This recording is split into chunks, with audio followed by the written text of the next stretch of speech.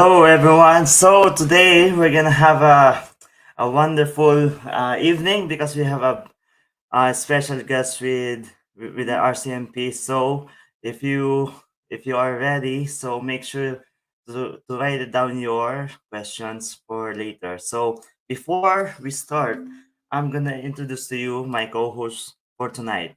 Our co-host is our Samfa officer. He is our auditor for this term.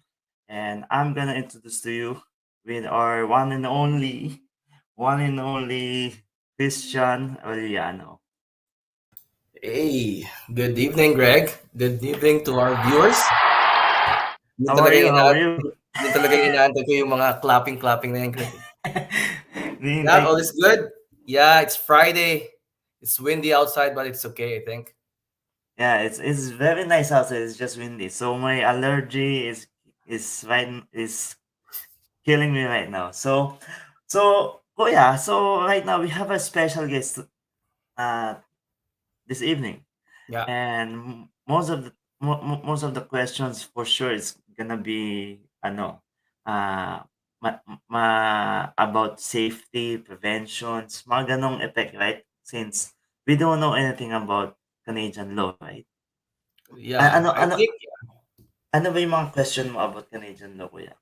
yeah. So sa siyempre tayo, especially yung mga bagong dating dito sa atin, maganda na meron tayong mga ganitong klaseng mga info session para at least mabigyan ng information yung mga kababayan natin kung kung paano ba tumatakbo yung government dito, ano ba yung mga different rules nila dito sa Canada. Kasi siyempre kahit sabihin mo na may similarity siya sa Pilipinas, kahit papaano meron pa rin siyang kaibahan. Yes. So kagaya for example, yung kunyari sa traffic lang, alam mo yung kunyari parang pinull over ka ng isang pulis, parang ano ba ang gagawin mo kapag pinull over ka niya? Kumbaga Yeah. sa Pilipinas parang okay, so minsan kakausapin mo pulis, wala tayong gestures, pero dito meron silang specific na ito ang kailangan mong gawin, ito ang kailangan mo ipakita. So maganda na meron tayong ganito, so at least yung mga kababayan natin dito, alam mo yun, malalaman nila kung ano ba dapat ang gawin sa mga sitwasyon na mga kagaya ng mga gano'n. Yes, and usually in Canada, ang pagkakaalam ko, 'pag na-pull over ka ng police, you're not allowed to bumaba, right? Yun yung alam Mhm. ko. So, na-pull over ka na ba? Na-pull over na ako isang beses, Okay. na it wasn't a fun experience, pero Okay. yun na. So, since wala pa naman yung guest natin, ako nakailan na ako, eh. Nakatatlo na ata ako nung high school ako. Hmm, So, and sadly ito at transparent tayo. I'm not proud, but I have to admit na, ah, when I was in high school, I was speeding. I was speeding, magkano yung ticket mo? If you don't mind. I think I got 250 but it went down to like 100, I think. Okay, so, Yeah. yung normal range. Oo, Gusto mo hulaan mo magkano sa'kin yung first ticket ko? 600. 'Wag naman. 498. Oh, that's big. Yeah. It is big, and I was, like, rushing because bakit ba? Umaga yun, pang-umaga ako noon sa trabaho. Mhm. I was working in Selkirk, then rush hour, so I was like, sabi ko, "Sige, wala naman mag-aano nito, wala naman manghuhuli sa'kin." Then all of the sudden, na nas nasilawan ako ng araw. Meron pala nakaabang doon. Hmm. Then yung nangyari pa, eto ako 'di ba, pumunta pa sa fast lane. Ako naman, pumunta ako sa slow lane. Umanon din sa slow lane. Sabi ko, 'pag ito umilaw, akin 'to. Parang Umilaw. 'pag tumingin ka, akin ka. Ang problema, Pulis. pulis. So umilaw, sabi ko, Oo, "Nangyari tayo doon." oo. So Kagaya niyan, isang part lang 'yan, traffic, pero sigurado ako marami rin, especially yung may mga anak diyan. Kumbaga, minsan may mga nare-receive tayo na mga alam mo yung alert sa phone regarding yung yes, the Amber mga Alert and those oo, kind of things. Sometimes especially the newcomers doesn't know anything about what is Amber Alert, di ba? Oo, yeah, So, yung mga Amber Alert na yun. So, siyempre kailangan siguro hindi ko lang sure, pero puwede nating itanong yun dun sa officer na kunyari ano ba yung mga Amber Alert na gano'n. Minsan nabibigla tayo, "Oh, ano kaya 'to?" Minsan mm, baka iniisip nung iba ano 'to, parang virus or isang bug sa phone nila, 'di ba? yeah. Because back home in the Philippines, we don't have alert, right? Yeah. We don't, right? So of course, for the newcomers here, getting a Amber Alert is very, very new and alerting. So it's very important sa atin na magkaroon tayong information about it, right? So actually, for the viewers, I'm so sorry about my voice. Medyo kumanta ako yesterday. No, just kidding.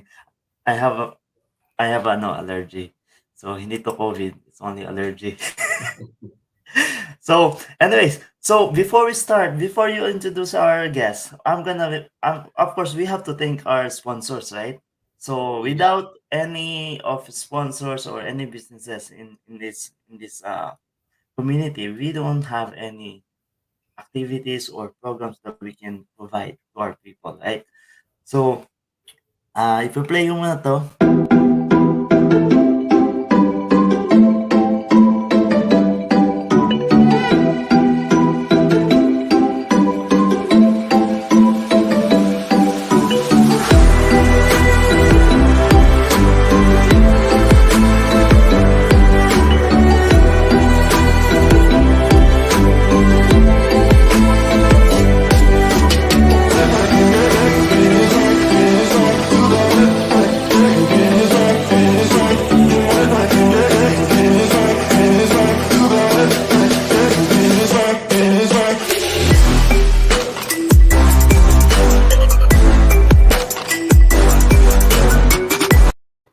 Alright, so alright, thank you so much sa lahat ng sponsors for High Life, for La Cocina, for Charms, and am I missing Olga Kapao of Century 21, Co-op Clearview, and for today we're gonna have few uh, giveaways as normal as our tradition every month. But there's a special giveaway. Actually, I don't know if I told you. We have a own citizen na nag-donate ng gift card sa Wow, sa sa motel. So it's a $50 gift card. So this is very good kasi this is not coming from the company. This is from our fellow kababayan, fellow that's Filipino. good. And Yeah, it's very nice. And she doesn't want to get recognized, so we yeah. respect that. But yeah, so you're gonna have bowling alleys in Steinbach for 1 hour. We have two charms giveaway gift card as usual. Then we have this, and of course La Cocina chips. Yeah, ako see the chips, it's always Thank you, there. La Cocina chips Yeah. family. So, Kuya, can you introduce our Okay. guest? So for our guest, so our speaker for today, he is a community constable for Steinbach RCMP detachment and has been with RCMP for the past 6 years. So those are 6 long years.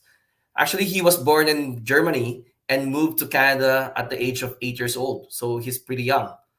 Then he went to study at Northwest Law Enforcement Academy in Winnipeg, I believe, for at least 1 year and applied for RCMP and trained with them for 6 months. So, without further ado, I would like to introduce Community Constable Dennis Redicop.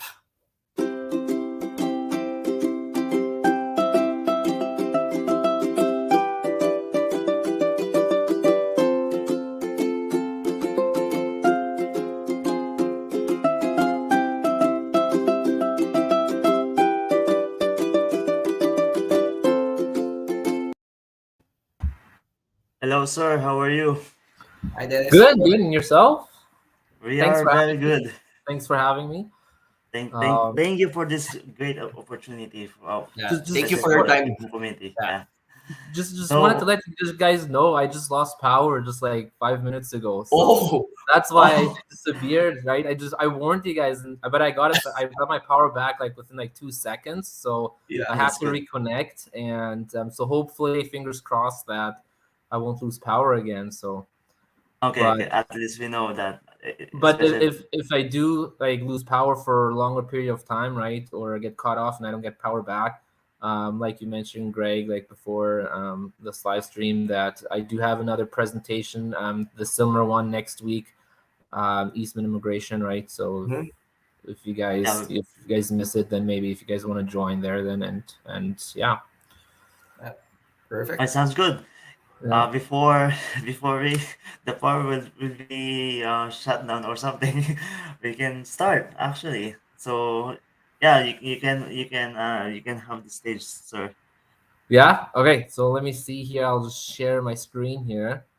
I'll Okay. try to get my PowerPoint going. It's the first time I'm sharing a screen, so hopefully this all works here for me. But I actually made a presentation just for you guys. Oh, thank you so So much. yeah, no worries. Let me just pull this all up here. So can you guys see this? Wait, let me put it there. There we go. There you go. Yeah. So you guys can see Then this, right? yes, then Yeah. me and Kitchen will be gone. Take it Okay. away. Okay, Sounds take it away, good. sir. Sounds Right. good. Okay, well, just wanted to introduce myself again. I'm Community Constable Dennis Redicop. I work for the Steinbach RCMP detachment, and today I'll be talking about the policing in Canada. I'm going to focus on more on the RCMP. RCMP is short for the Royal Canadian Mounted Police, and we are a federal police force. So I'll be talking about policing in Canada. And there were some questions, Greg, sent my way that some of you were asking. So I'll try to cover most of your questions in this PowerPoint.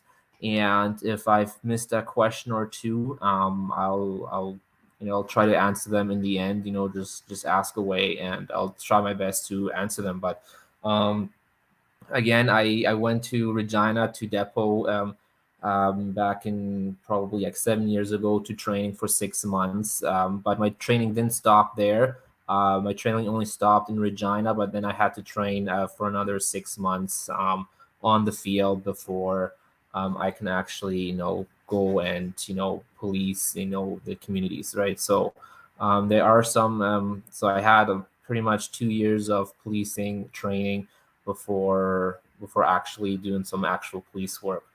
That being said, I'll go to the next slide here. So I'm going to talk about about the RCMP, and the role of police in Canada. So the Royal Canadian Mounted Police, it's a national police force, right? So the RCMP, we are in pretty much any community that can't afford a police service, right? So sometimes you hear like Winnipeg Police or St. Anne Police, right? So they are not part of the RCMP, right? So what is the difference between the RCMP and Winnipeg Police, right? Or the OPP, like the Ontario Provincial Police?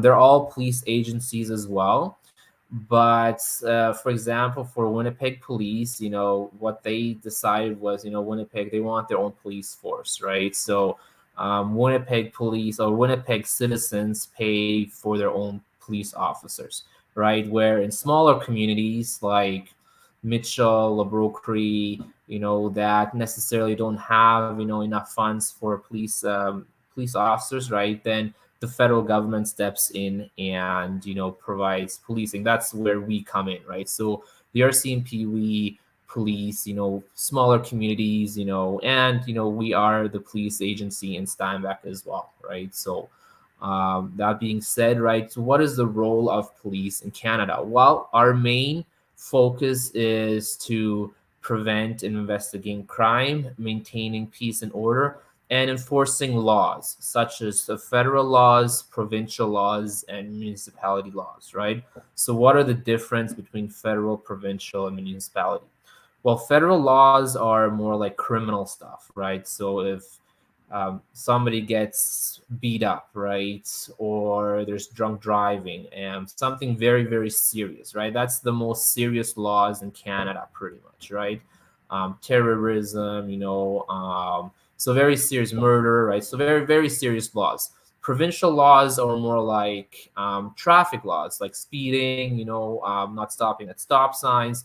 Those are provincial laws, right? So oftentimes, somebody gets pulled over on the road, right, because they're speeding, right? Those would be provincial laws, and then somebody might get a ticket, right, so or a fine. That would be provincial laws, and then municipality laws would be more like bylaws, such as no parking, at a specific street, the city makes bylaws, right? So those are the different laws the RCMP, we enforce, right? And we maintain peace and order as well, right? So we keep the peace, if there's, bar fights, or there's people arguing, right? We make sure, there's peace and nobody gets hurt, right? And, we investigate crime, right? So like I said, murder, if somebody gets hurt, if somebody gets threatened, drunk driving, breaking enters, right? So any laws that are being broken, right, we investigate in Canada. Some investigation RCMP play a role in is, like I said, investigating a breaking into a home, investigating motor vehicle collisions, right? So if there's an accident, right, where we come into play, right, and we investigate that, if there's, why was the reason there was an accident, right? Because we know that if there's a traffic accident, right, somebody was at fault, somebody wasn't paying attention, right, or somebody was breaking the law, because we know technically traffic collisions, we don't call them traffic accidents, because when there's a traffic collision, rarely it's an accident, right? An accident is if there's nobody at fault, right? But if there's a collision, somebody's usually at fault. Somebody wasn't paying attention, or somebody didn't stop at a stop sign, or didn't make sure it was safe to proceed crossing a highway, right? So those things, we investigate motor vehicle collisions as well. We locate missing people, right? So there's kids, that wander off, little kids, right? Or we help them find, and we have different agencies that help us as well. And we investigate weapons complaint, right? So those are just some small parts of our roles that we do, but obviously we deal with very serious stuff as well, right? So that's our role as in RCMP, right? I don't know like how policings are in different countries, so I can only really talk about in Canada, right? So pretty much what I'm trying to portray is that police officers in Canada, um, you guys don't have to be afraid of us. We're human beings too, right? Um, if you see one of us, right, you can say hi, right? We are people too. We're human beings too, right? I have a family too. I'm married. I have kids. My kid's birthday is actually today, so I took some time today, just to do the presentation here. But after this, I'm gonna go back and I'm gonna spend time with my kids as well, right? So we have lives as well, right? We're human beings too, right? So we're not here to get anyone, right? We are here to make sure everybody can live peacefully, right? But also making sure that laws are being followed, right? Because we want to make sure everybody can live peacefully as well, right? And these laws are there to design that we can live peacefully and we can live safely as well, right? That's why the laws are here in Canada, is for safety and peace as well, right? So we are your friends. We want to help you guys out, and we don't want you guys to be afraid of the police, right? Yeah, sometimes we can look mean, right? But sometimes somebody's speeding, we want to get the message across that speeding is dangerous, right? Not stopping at stop sign is dangerous, right? We want to get the message across as well, but we are human beings as well, right? So but don't be afraid, if you need help, to come and talk to us, right? Because we're human beings as well, right? Like I get days off too. I have a family, right? At the end of the day, I want to go home to a family too, in a safe place to be at as well. So That's what the role of the RCMP is, right? We investigate, crimes and try to maintain peace and order here in Canada. Though that's the role of the policing in Canada. So there's different uniforms that we police officers wear in Canada, right? So and there's different roles we do as well, right? So we have lots of different roles. So there's such as general duty patrols, traffic, specialized units, so and there's different uniforms for different roles, right? So one would be a regular uniform, right? So what does a regular uniform look like? Well, what I'm wearing right now, right? So you can see my patches here. You can see it says RCMP police. You can see a yellow stripe down my pants. That and a vest that says the police, right? That would be our general duty day-to-day police officers that are out on the streets patrolling, doing traffic services, right? So easy recognizable when you see a police officer, right? There might be different police agencies that might have like a red stripe or a blue stripe down their pants, right?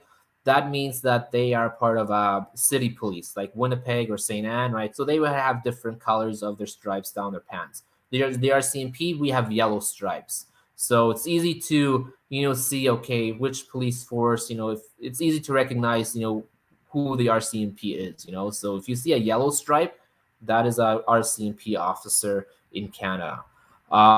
So you've seen probably like a red uniform, right? If you see on this slide here, probably on the bottom right corner there, a red uniform, that's probably me and a bear there. I was at a special event. So these red uniform, we call them red surges. They're more used for special events, right? So in the olden days, that was the typical uniform, right? So if you go back like 100 years, when the RCMP was found, the Northwest Mounted Police, they were wearing those uniforms, right? That was their regular uniform. And then as we um, became more modern, right? And this day and age, we have a different uniform, so we're using the red surge now for more special events, right? So for more like Canada Day, or if there's a Canadian citizenship ceremony, right? So then we would show up for those types of events in red surge, right? And you can probably see like the musical ride, police officers in red surge in uniform riding horses, right? So we have a musical ride that goes and does events with horses, right? They do tours across Canada. I think they're doing it right now in Saskatchewan, but I think eventually they'll come to Manitoba and do like some events with some horses, and it's pretty neat, right? So just make sure if you hear about the musical ride the RCMP is doing in their Manitoba and Winnipeg, just check it out. It's a neat thing what they're doing with the horses. So that would be another uniform that we might be wearing. You might be seeing us in, but that's more for special events, right? And then we have plain clothes sections, right? So we have police officer, dressed in casual clothes, tie, shirt, these would be more like, for specialized units, right? So probably like our major crimes units, like homicides, detectives, right? So, or undercover officers, right? So we have undercover officers that, just wear regular clothing. So you probably wouldn't necessarily identify them as the police officers because they want to blend in with the citizens, because they want to blend in with everybody else and see what the bad guys are doing, right? Obviously, what do we do when we see a police officer, right? We're on our best behavior, right? We want to see the criminals, not be on their best behavior. And how to do that is try to blend in with the crowd, right? So, and how to do that? Well, dress, normally, right? So we have, police officers just dressed casually, right? And that's how we often, you do drug bust raids, right? And get, intel, and because we blend in with the crowd, right? So those are different uniforms, but a typical general duty officer, if you're calling 911, if you need police, somebody in a yellow striped pants with a police vest, what I'm wearing right now, would show up, and talk to you, right? They wouldn't show up in a red surge or in plain clothes, right? So that's pretty much the uniforms that we wear in Canada in the RCMP. And you probably can see a few pictures there. That's the type of vehicles we drive, right? And we drive SUVs and trucks as well, Mostly Fords, but we do have Dodges, Chevys too, right? But I guess I don't ask me why we drive Fords. That's I guess above my pay grade, and I don't order vehicles, right? So, but yeah, so that's what we wear pretty much, right? So anyway, so contacting the police, right? So I think there was a question about how to contact police or when to contact police and maybe what number to call, right? I don't know. In different countries, there's different numbers to call, if you need the police. In Canada, right, if it's an emergency, you call 911, and that's for police or for the fire department or for an ambulance, okay? So when you call 911, well, if there is imminent risk to health, life, property, or environment, what does that mean? Well, if you're in an immediate risk to like health, right? So if you get injured, right, obviously you'll call 911 for an ambulance, right? Or if it's life, if somebody's breaking into your house, right, then you'll say you need the police, right? Or if there's a fire, right, you'll just call 911, right? And they will figure out, or the 911 dispatcher will figure out what kind of emergency by asking you questions. Okay, what's happening? And then they will dispatch, whether it's police or the fire department or an ambulance, right? But the main thing is to make sure that it's an emergency, okay? There's a different number also to call police when it's not an emergency. And I'll tell you guys what the difference between an emergency and not emergency is, right? Because we don't want to tie up our 911 operators, our 911 dispatchers, for non-emergency stuff. And I'll explain to you guys, what non-emergency stuff there is and what number to call, especially for the Steinbach area. But if there's an emergency, if there's a fire or there's somebody in medical distress, if they need an ambulance, right? Or if there's a crime in progress, right? So somebody's breaking into your house, a robber, right? And it's in progress, right? Obviously call 911. Or somebody's getting assaulted by someone, right? That's something in progress, right? Or a life-threatening incident, right? You call 911, right? If you see like a grass fire, right? Or anything that is immediate and you need help right away, you call 911, okay? And like I said, 911 is for all three: police, fire, and ambulance. Easy to remember and quick too, right? So, but yeah, so there's a difference between emergency, non-emergency. So I'll talk about now non-emergency.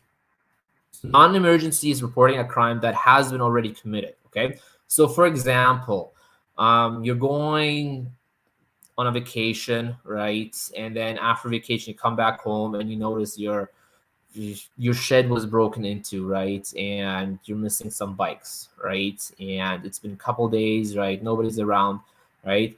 That would be a non-emergency type call, right? So you would not necessarily call 911 because, crime has been committed already. Nobody's in danger, but you still want to make a police report. You still want to talk to an officer, maybe have an officer attend and come to your place and maybe check it out, right? Or maybe your vehicle was broken into overnight, right? And change was stolen, right? Or your wallet was stolen in your vehicle, right? That's not in progress. That has been committed. Nobody's in danger. Then you would call the non-emergency line. So in Steinbach, right, it's an easy number to remember, or the Steinbach area. It would be, and I have it on the slide here if you guys want to write it down. You can always Google it too, right? Steinbach RCMP, and it'll pull up. But the number is 326-1234, right? If you guys can count to 4, right? It's easy to remember. I think the hardest number to remember is 326, I think, right? So, but if you need a non-emergency and line, then you would call the RCMP that way, and then a police officer would be dispatched, right? Or you can report online as well. So yeah, guys can see just under the phone number there. It's a very weird website. I don't know why the RCMP made it so complicated. I don't even remember that website, but you can report it online. So, what you can do pretty much is in Google, right? You can type in, report online RCMP Manitoba, and it'll direct you to that website. I don't know why they don't make it simpler, but you can also report it online. But you can only report things online if there's no suspects, there's no witnesses, and you just need a police report number for your insurance, right? Because sometimes, if let's say One example would be, a hit and run. You go into a store and your bumper car got damaged while you were inside the store, but you don't know who it was, right? And now you're going to insurance, to MPI, right? MPI is going to tell you, well, you got to make a police report number, right? That is one great example, right? You can make an online report, right? And then you'll get a police report number that way, and then go back to MPI. You can make reports like that too. Another non-emergency one would be reporting suspicious behavior, right? Even though if you see like a suspicious vehicle in your area, right, driving around, this is not necessarily an emergency because nobody's really at risk, but you still want to report it, because you want to know, okay, maybe this person, you don't know what this person is. You've never seen this person in your area, right? You know your neighbors, and this vehicle is just, going back and forth, down your street or parked in front of your driveway for hours, right? You don't know who this person is, right? You can call the non-emergency line. We can come out. We can check it out, who the person is, right? Not necessarily committing a crime, but we can try to identify who the person is, why they're there, right? But it wouldn't necessarily be an emergency, right? So that would be a non-emergency example as well. Or, noisy party, right? That's a non-emergency stuff as well. Nobody's getting hurt, but you still want a police officer to address the party, right? Or getting or giving follow-up information for a police file you already have, right? So if you've ever made a police report, right, and you want to give following information to the officer, you can call that number, or you can call the officer directly. Usually, if you have a police report with a police officer, they'll give you their direct line if you want to talk to them. So that's the difference between non-emergency and emergency in Canada. Emergency is when there's immediate danger to someone. Okay, whether it's fire, right? So a house fire, that's immediate danger, or somebody got really hurt, right? Or there's like a break and enter in progress, or there's a fight going on, right? Those are immediate, and you need immediate help from the police, right? So that would be the difference between non-emergency, emergency. So interactions with police. So in Canada, right? So there's different reasons why police may show up to your door, or police may want to talk to you, right? It doesn't necessarily mean when police officers come talk to you that you're in trouble, right? Oftentimes that is not the case. When police officers come and want to talk to you, oftentimes that's not the case that you're going to be in trouble, unless you know that you did something wrong and they're going to come talk to you. And then maybe yes, but most of the time it's just for investigation purposes, right? For example, right, you may be interacting with the police. It's because you called 911, right, and you need the police, right? So that might be like one obvious reason why you might be interacting with the police, because you called them, right? Another one would be, we're investigating maybe a break and enter, right, or suspicious behavior, right, and we're doing neighborhood inquiries, and we're talking to neighbors trying to find out, if you've heard something or if you've seen something, right? Because maybe your neighbor's shed got broken into, right? And we're going to talk to you. Maybe you've seen something, heard something, right? That might be another interaction that you're going to have with police, right? We're just doing our job. We're doing an investigation, right? So it doesn't necessarily mean when police come and want to talk to you that you're in trouble. It's just maybe we're just doing our job, right? And we just want to investigate and see if you've heard anything, right? Another one would be maybe they pulled you over, and you were speeding, right? Or you were not stopping at a stop sign, right? And you get pulled over. Then you would get a ticket, right? Okay, and that would be another question, maybe, right? What do you do with a ticket, right? So what is the Like, I don't know how in other countries work when somebody gets a ticket from the police, right? Or what to do, right? In Canada, or specifically Manitoba, right? When somebody gets pulled over, right, and somebody gets a ticket for speeding, right, you can always fight that in court, right? So if you feel like you were not speeding, or if you feel like you stopped at the stop sign, best thing to do is go to court. Because if a police officer has written a ticket already, right? Um, you can't do anything else, right? You have to go to court and fight that. You can't pay the ticket to the police officer either, because you have to do that in court. Okay, you have to pay that in court because we don't have a payment option. We don't get paid, for tickets, right? So when somebody gets pulled over and gets a ticket, usually it's 15 days after you get a ticket. You can only pay, but that's only at the court office. You don't go to the police station. You don't go, somewhere else. You go to the court office and you pay the ticket. Or if you want to fight the ticket, that's the only way that somebody can. That's the only way how you can deal with the ticket, whether it's paying or if you want to fight the ticket, right? Those are some things, and usually, police officers will explain, how to deal with the ticket when somebody gets a ticket.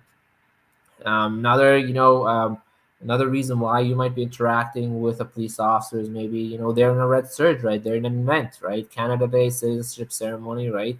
Because we in the police, like in Canada, especially RCMP, we like to be involved with the community. We like to go to community events and interact with just with the regular citizens, right? Because we want to build a trusting relationship with you guys, with everyone, right? Because we want to make you guys feel safe.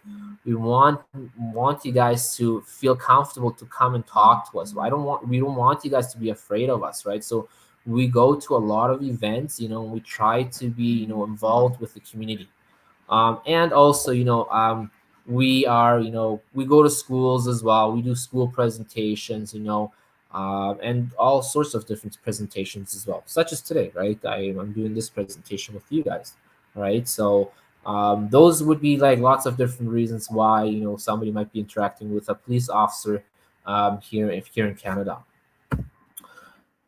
Accidental 911. So this is a great one. I like to always throw this one in as well because we do get a lot of accidental 911. And what does that mean? Well, accidental 911 is when somebody accidentally calls 911, right? So and they didn't mean to, right? And how does that work? Well, it happens all the time, right? For example, probably most of us, or if not all of us, we all have a cell phone, right? And maybe most of us or a lot of us have a cell phone that might not have a contract with service providers such as Rogers or Telus, right, or Bell, right? We just have an old cell phone lying around, right, and it's not part of a service provider, right? Even if a cell phone is not part of a service provider such as Rogers, Bell, or Telus, you can still call 911, right? So that's where, sometimes kids like to play around, right? And then they're like, oh, let's just try calling 911. It's not part of a service provider, so it's not going to go through, right? This happens actually a lot, right? And then, kids, often kids, they realize, oh man, I hear this ringtone. It actually, oh, somebody's on the phone, right? And then they quickly hang up, right? We get this all the time, right? And it's important to know what to do when somebody accidentally calls 911, because now when somebody calls 911, right, it hangs up, right? This automatically, gets somebody in the queue, and we have to make sure that the person on the other line is okay, right? So if somebody calls 911 and hangs up, we don't know if somebody's in trouble. We don't know what the emergency is or not. We don't know if it's an accidental one, right? And if somebody hangs up, we don't know, right? So if we try to call back, sometimes our kids, you might be afraid to answer again, right? They didn't mean to, right? And then they don't answer, right? And when we call back, or 911 operators call back and they don't get any answer, right? They don't know what the emergency is, so they have to send out a police officer to make sure that the person is safe, right? So what do you do, or what should somebody do, when they accidentally call 911? Well, the main thing is just to stay on the line. And this is important to teach your children as well, right? And they're not going to get in trouble for accidentally calling 911, because the main thing we want to know is that everyone is safe, right? As long as everyone is safe, that's our top priority, right? So to make sure is to stay on the line. So if kids accidentally called 911, maybe let them know, to stay on the line. And if they did, then they should give the phone to one of the parents, right, to mom or dad, right, and let them know what happened. And then talk to the dispatcher, to the 911 operator, and explain what was going on, right? Say it was the accident, it was my kid, we didn't know that you can dial out with, a phone that is not registered, right?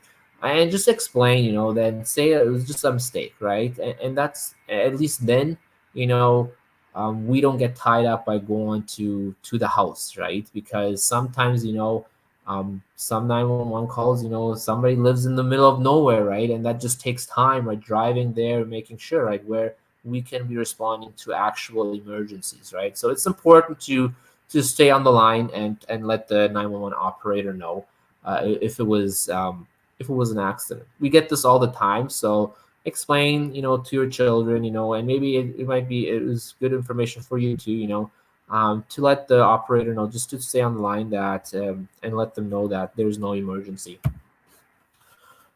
Safety on the street, right? So speaking about Steinbach, right? I can say Steinbach is a really safe place to live, right?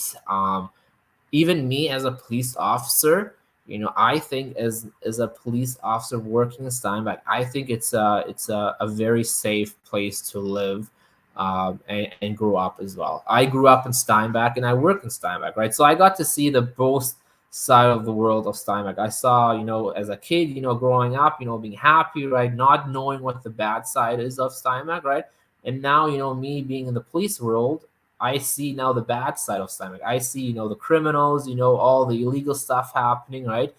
But I can say that Steinbach is still a safe place, even me knowing, all the good and bad, Steinbach has, right, and the surrounding area as well, right? But there's some, common safety tips, that we all should, be aware of, right? Is common tips are, do not carry large amounts of money, right, with you. Do not show like money in public, right? Do not share your bank card pin number with anyone, right? Even if you go to the store, make sure that you hide your pin number, when you're buying something or you're using an ATM machine, right? Most importantly, do not hitchhike, right? Because you don't want to go, into a stranger's car and you don't know who the person is, right? Yeah, there may be some good Samaritans, some good citizens that want to help a person out, but we don't want to put yourself, you don't want to put yourself in an unnecessary risk, right?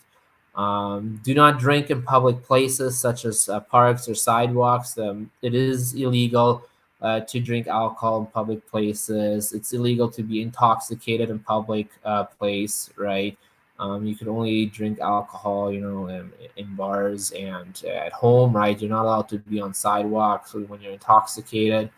And do not accept drinks from strangers, right? Because you don't know what they put in there, right? So, and be cognizant of your surrounding, right? Report any suspicious incidents to the police, right?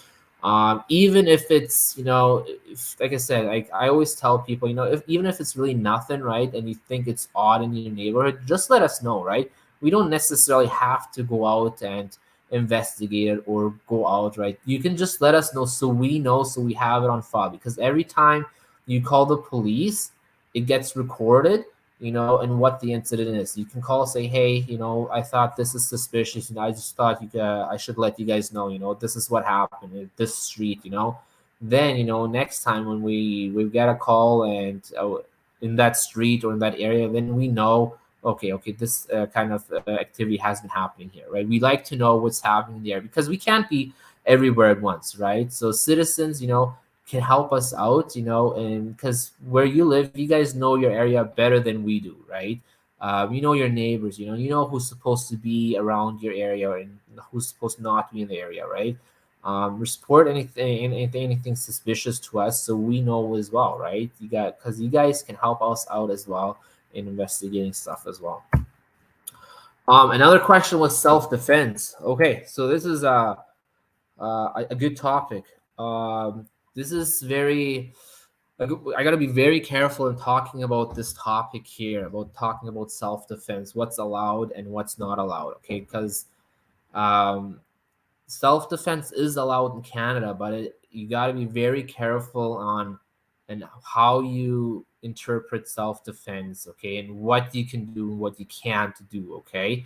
And it's got to be very, and lots of things has to be considered in self-defense, okay. So I actually took I copied and pasted it from the criminal code book and what the actual section is and what the wording is, right? So when you read this, probably this might be all gerbil for you and you probably won't understand this. I'll try to uh, give it more of a simple answer here, right? But pretty much in the criminal code in section 31, subsection 1, it states that a person is not guilty of an offense if they believe on reasonable ground that force is being used against them, right? So that what that means is, somebody's not guilty if somebody's trying to, let's say, punch you, right? Or it's trying to beat you up, right?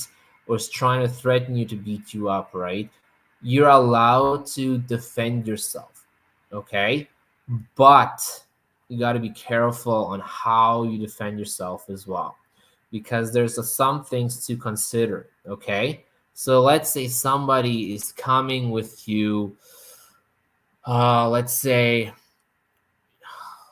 I'm trying to think of an example here.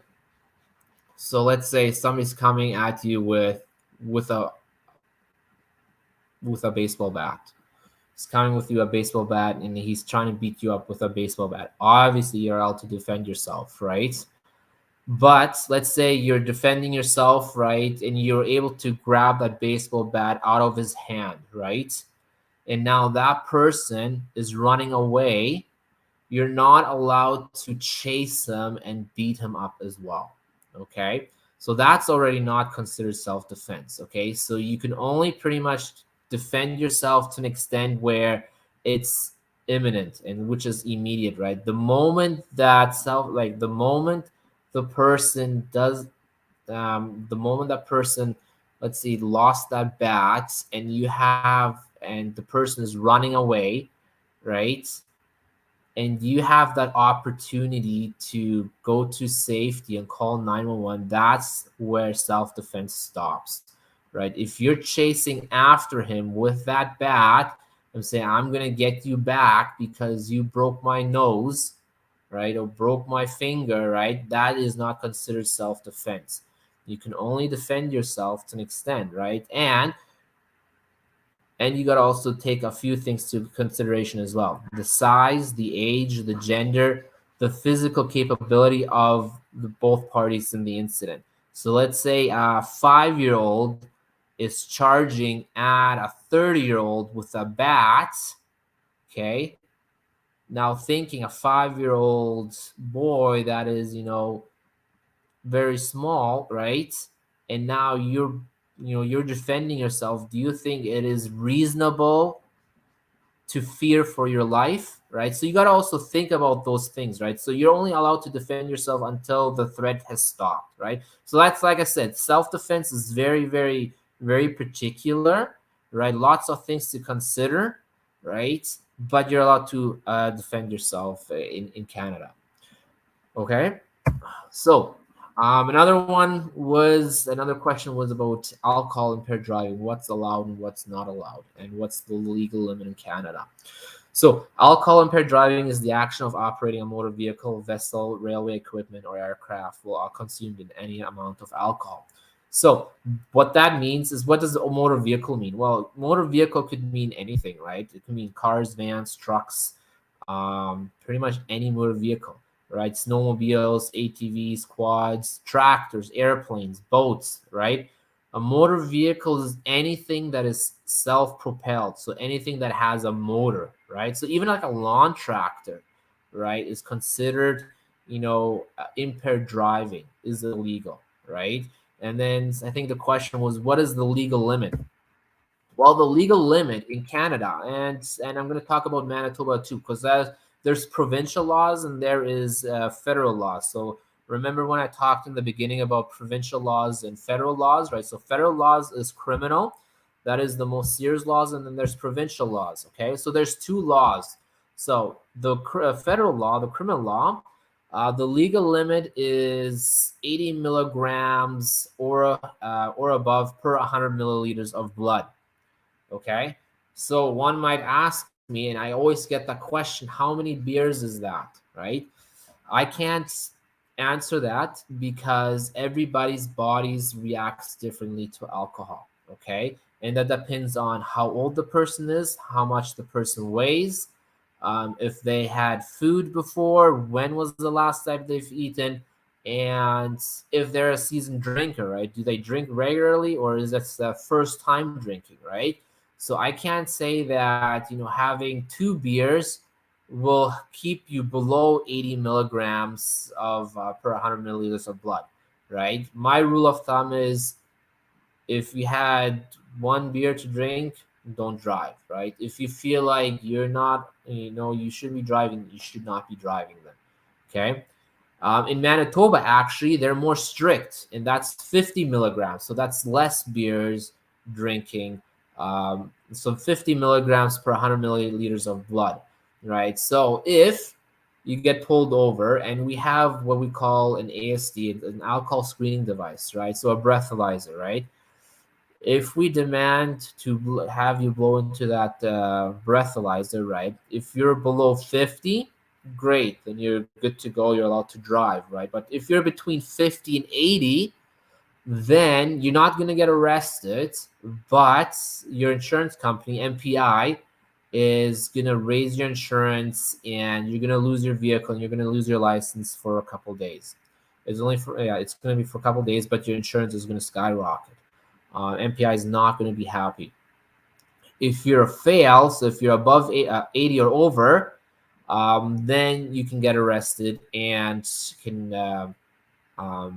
then you can go to the police station and lose your license for a month to 3 months, and lose your vehicle for up to 60 to 90 days, right? So throughout Canada, it's a criminal offense to drive with a blood alcohol concentration level of 80 milligrams or higher. So what are the consequences? What are the legal consequences in Canada for drinking and driving?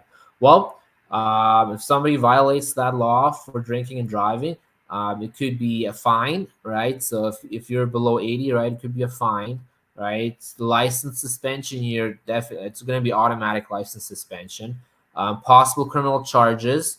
MPI is definitely going to send you for a driver re-education, and then possible jail or prison sentences, right? So depending on the seriousness of this matter. But in Canada, the police don't decide what the sentences are. It is the judge, right? So even like you can go to the trial, and the judge can decide what the consequence is. It's not the police in Canada.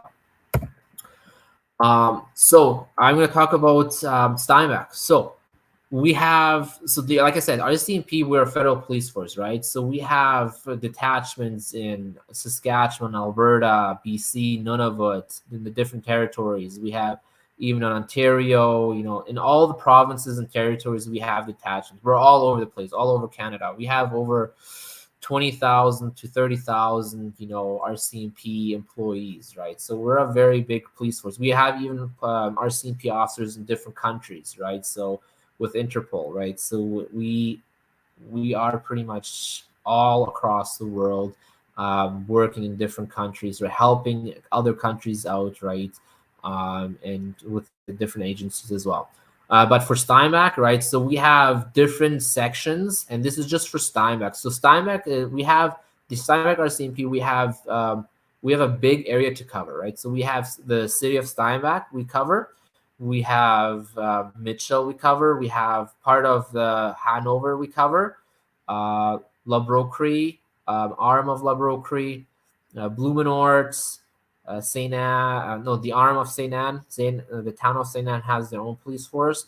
Richer, Saint Genevieve, Dufresne, and halfway is pretty much to Winnipeg Highway 1, right? So we have a huge area to cover. And sometimes we cover all the way down to the border if Sprague RCMP doesn't have a police officer on duty, because Sprague RCMP is not a 24-hour policing agency. So if somebody's not working, then we would be covering all the way down south to the border, Sprague border.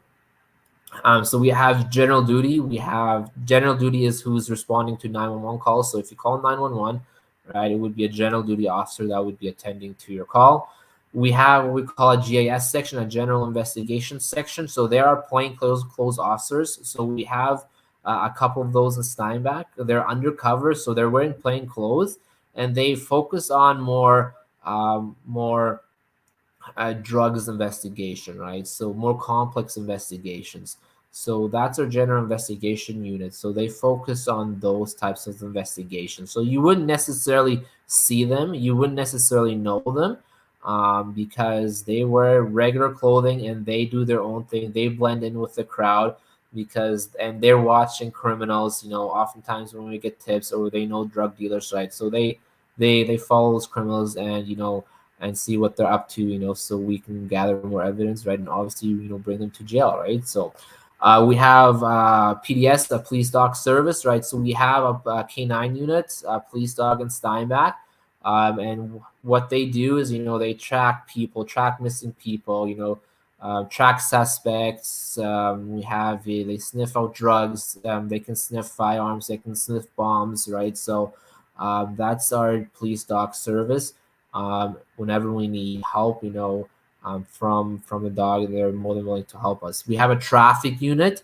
So we actually have a new traffic unit started this week, just in Steinbach. So I think the city of Steinbach just hired one last year, but the position just got filled last week. And he's just focused in Steinbach, and that's just highway traffic act. So that's just provincial though, right? So speeding, street racing. Obviously, you probably heard about lots of street racing in Steinbach down Main Street, right? So he'll be focusing on those, impaired driving, traffic accidents, right? So that's his main focus, right? He wouldn't be necessarily responding to 911 calls, but he'll be pulling people over, you know, educating them on the Highway Traffic Act, making sure people are obeying the law on the road, right? And so on. And then we have community relations, right? So someone that goes to events, does presentations, goes to meetings, tries to build a relationship with the community and goes to schools and yeah.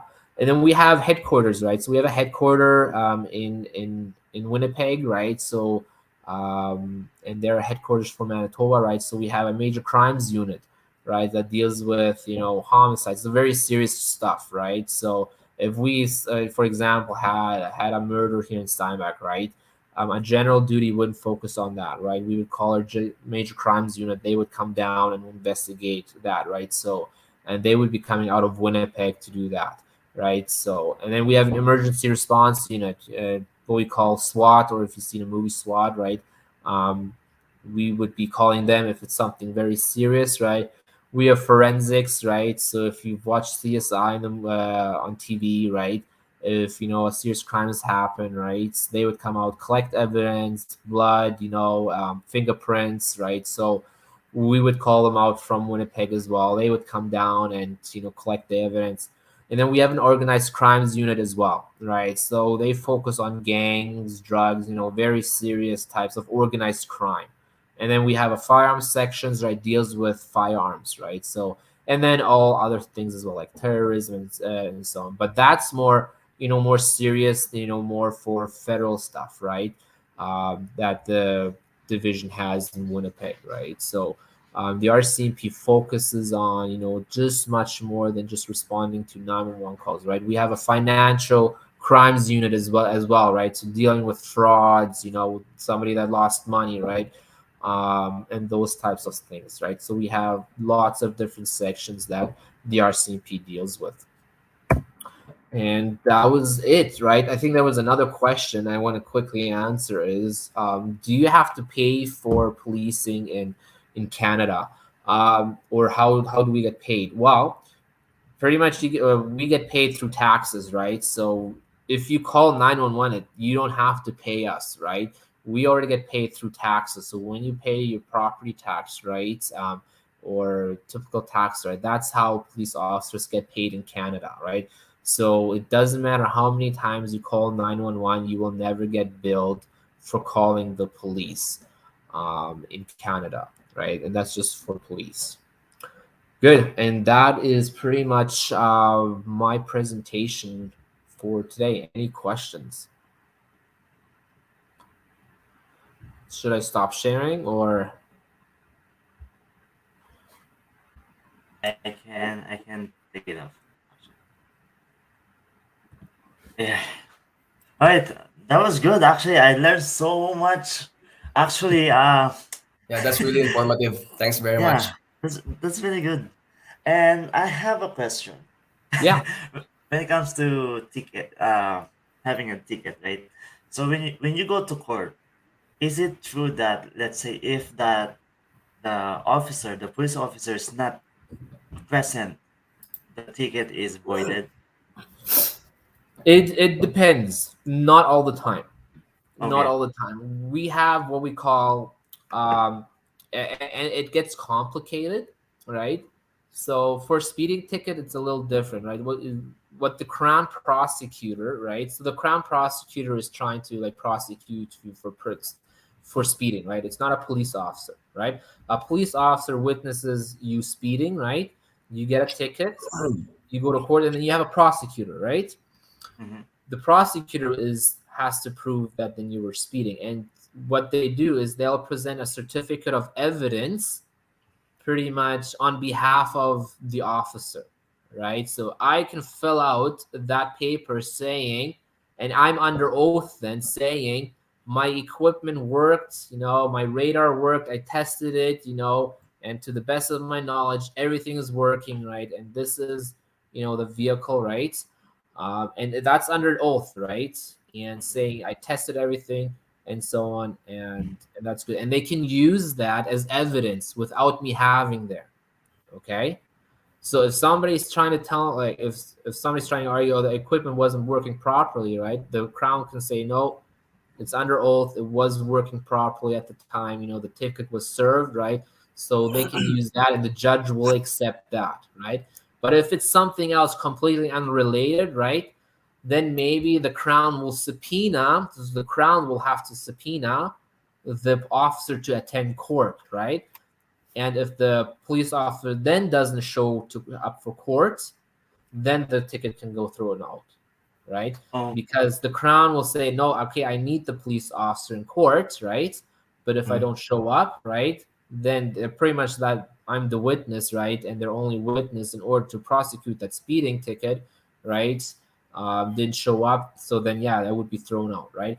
But that's yeah, so that's a rare incidence, right? But we would fill out a certificate of service for that. Yeah, so Oh, not all the time we have to show up.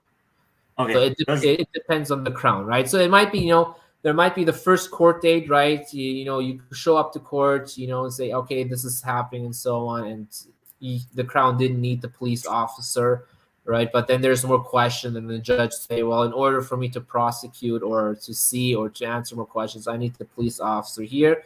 So if there's another date set, right, and I had to show up and I didn't, then yeah, probably most likely will be thrown out. Yes. okay, that makes sense. Because Yeah. uh, I've learned from the past years, not me. Yeah. So laws always change, right? I think when I Okay. started, we always had to show up for speeding tickets if we went to court. It just Okay. changed pretty much like 3 or 4 years ago, where I can fill out a piece of paper. It's pretty much swearing under oath, saying this is all working right, and the crown can use that as evidence for the judge, right? So Okay, so it got changed just yeah, recently, that right? just changed like 3 4 years ago. Yeah. Okay, that makes sense then. So we have some questions actually. Yeah, there's some questions there. I The have first, here. Yeah, I've got. Yeah, there you go. Good. You're really techie, Greg. I'm actually copying and pasting it and then just ask. But yeah, Okay. if you can share So it, this one that's here, what are the steps you wanted to join or interested in joining the RCMP? yes, That that one there? question. Oh, great question. So there's a few steps, right? So we have an information session. I think it might be once a month or so, where you can go in person to a recruiter. We have recruiters in Winnipeg at headquarters or just beside headquarters, and they have informations for what the RCMP does, what their role is, what different sections, right? And then there will be an entrance exam. So you'll have to write an exam, and it's just grade 12 level. It might be like basic math. I mean, I've done this like 7 years ago, so I don't know what's really if they've changed it. It might be some vocabulary, some math, memory, so some grade 12 or maybe even grade 9 level stuff, right?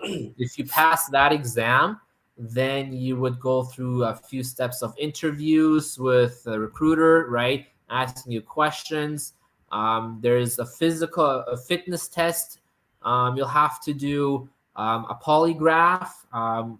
In other words, also like a lie detector test. You'll get hooked on, and then they'll ask you questions to see if you're lying or not about yourself, right?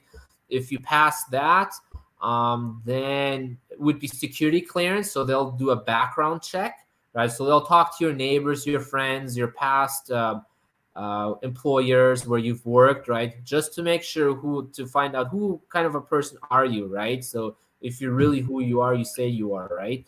And if you pass that, then pretty much you go to depot for 6 months, and then you'll have to pass everything at depot at the training facility.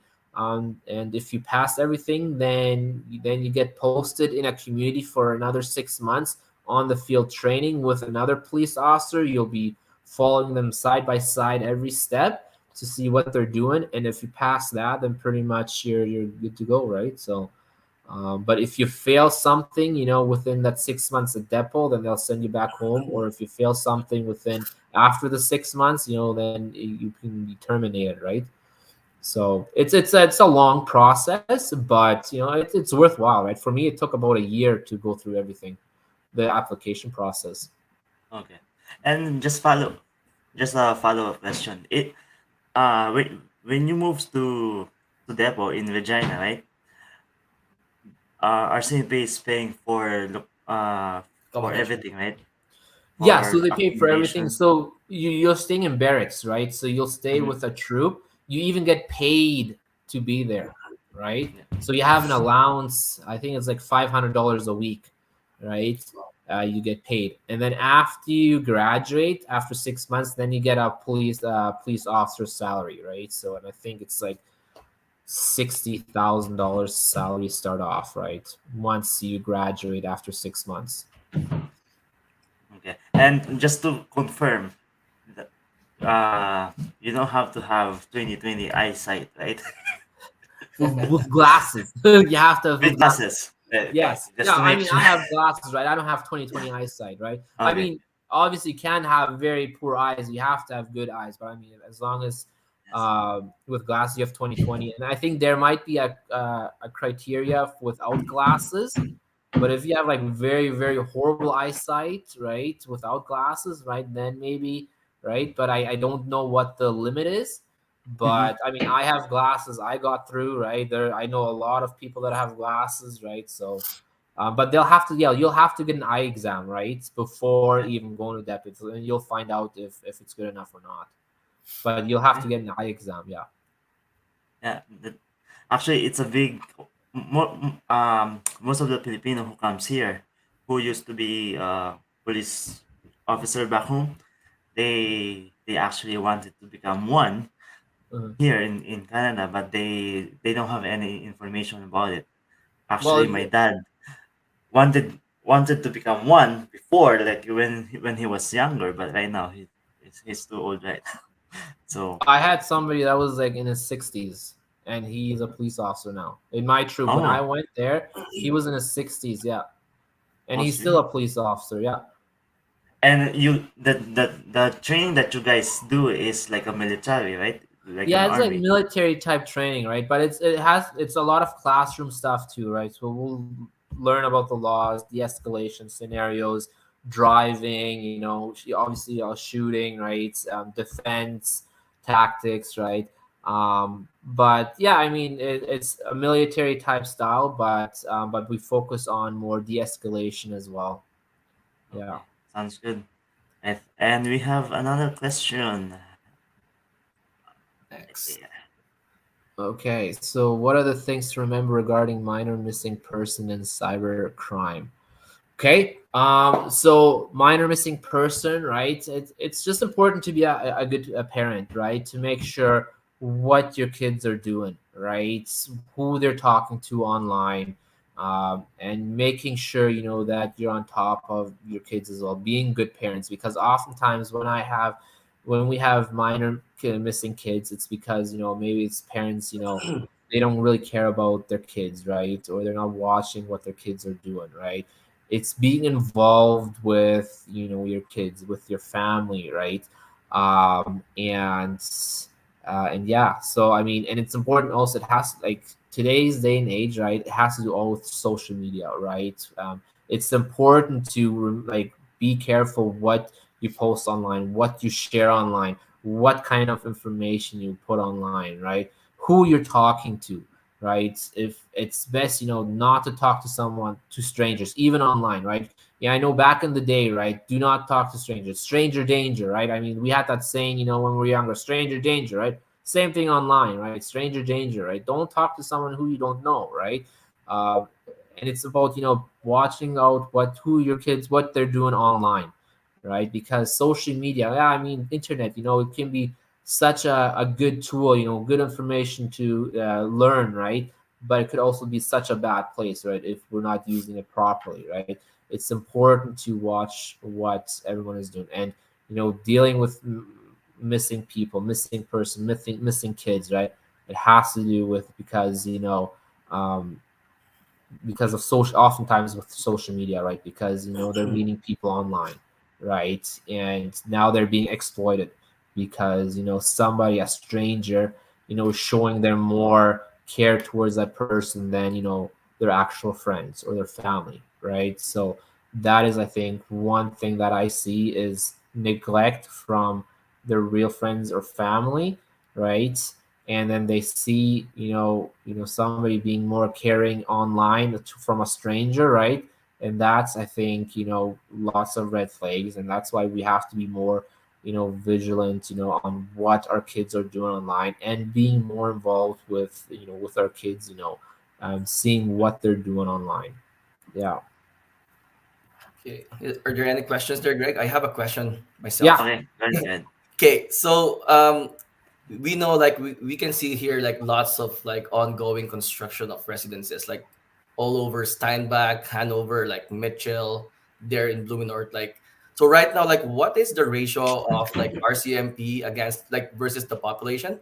Because it's just like when I had some chats with some buddies there, like they're telling that the RCMP, like the number of RCMP that we have right now in Steinbach is like it's less RCMP compared to the population. So now that there's lots of like residential houses here, some buildings are being built. So what's the action of RCMP or the government about it? Oh man, so I mean, last week we had a new traffic service, right? I mean, they're trying to address the Main Street racing, right? So Yeah. we hired, yeah, so we got a new member there for dealing with traffic, right? Um, it all has to do with taxes, right? Like, if the residents are not willing to pay for more taxes for police officers, right, then they'll get the amount of police officers they want to have in their taxes, right? Um, and I said, like in the beginning, right? I think Steinbeck is a very safe community, right? I mean, I would always love to have more police officers, less workload for me, right? But I mean, th- but it doesn't matter about me, right? It's about keeping the community safe, right? If you guys feel like you need more police officers, then you would have to go to the city council and say, hey, you know what? Maybe we need more police officers to keep our community safe. Yeah, Steinbeck and Blumenort, Mitchell, and surrounding areas, we're booming, right? And sometimes we're getting more, population is growing faster than our actual Mhm. police force. We're trying to keep up, right? Um, but yeah, it also has to do, what, how much do you want to pay, for your policing in Steinbeck, right, in the surrounding area, right? It has to do with that as well, right? um, but I mean, like I said, me growing up from in Steinbach, right, and working in Steinbach now as a police officer, I still think we're a community, a safe community, right? If you feel like what, you still want more police officers on the streets, to keep the community safe, you know, go to your city council, and local city council, and say, hey, you know what, I'm willing to pay a few extra dollars, my taxes for another police officer in the street, right? It doesn't hurt to ask, right? But that's going to be up to the council, right? What their decisions are. Okay. But that's Yeah, just yeah. yeah. Yeah, so just a follow up on that one. So right now, like yeah, based on your experience, like you're saying that there's like very less crime that's happening right now. So is there any like some do we have or are there any data that's being kept by the city or by RCMP wherein okay, once we hit this number like X number of crime rates, it's about time to increase manpower. Oh man, that is probably for upper management, right? I can say we have about 25 police officers in Steinbach. 25 25. police officers, Yeah. 25, right? And we deal about 8,000 calls per year. 8,000 calls per year, right? So, um, and that's I think a lot of calls, right? I mean, and a lot of calls could be like real quick. It's a suspicious person, right? This person doesn't belong, in this neighborhood, right? I've never seen him before, right? What is he doing, right? We go and check, nothing's really right. This Yeah. person's lost, or, whatever, right? Or something real quick, right? But I don't know if the city council has like a quota. If they hit that, then they'll hire another one. I don't know that's more for the RCMP upper management and city council to discuss. Maybe they do, maybe they don't. I honestly I don't have any answer to that. Yeah. Okay, so we have another question about highway. In a highway where it says 100 kilometers per hour and I'm running 105, will I be getting a ticket? So if it's 100 kilometers an hour, that's the speed limit, and you're going 101, that's still speeding. Yeah. Would you be getting a ticket though for 105? Most likely not. Then you must be a really cranky police officer. Most likely not, but that is still considered speeding. Okay, so I have not seen a police officer, even a traffic unit, give someone a ticket for going 5 over, right? But I'm not saying that it's never going to happen, right? It's still speeding. Doesn't matter if it's 1 over, 2 over, right? If you go 1 over, that's a risk of getting a ticket, right? 5 over, yes. But I'm not saying that you will, right? I haven't seen one. I don't think somebody would ever get one, but I mean, somebody might be a really cranky cop than if somebody gave a ticket for 5 Yeah. over. So, But yeah, yeah. no. But like I said, every police officer has different. Like we have discretion on when to give a ticket, right? So one police officer might give someone a ticket for 11 over, right? Another person might give a warning for 11 over, right? We have discretion, right? Yeah. So Yeah, yeah, I think that's hard to fight too. Like the word itself, like maximum, that's yeah. sometimes like being neglected. So if you say maximum, that's not Everybody's really. going like 10 over. Yeah, Everybody's Yeah. yeah, going. because yeah, I think it's pretty common. Like where they're saying like though there's some sort of like a buffer there. Like Yeah. yeah, if you 109. pass They said 110, then 109. yeah, then we're good. I think that's when you go in Winnipeg, those traffic cameras, right? I think they Yeah. have 9 kilometers, right? So Oh, nine I've heard that kilometers. too. I don't know. I don't work in Winnipeg. I don't know Yeah, how their cameras work, but I've yeah. heard that too. So we don't have those in Steinbach.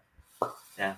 Yeah. And how like this is about speed, right? How about the like below the, let's say the maximum speed is 100, but you're driving around 80. Some people they get pulled over, right? Because it's So too slow. yeah, so well, the maximum speed limit is maximum, right? So you're allowed to go slower. Okay. The maximum speed limit is a speed limit for ideal conditions. So if it's sunny, dry, road conditions are perfect, that's the maximum you can go. You're allowed to go 90. Okay.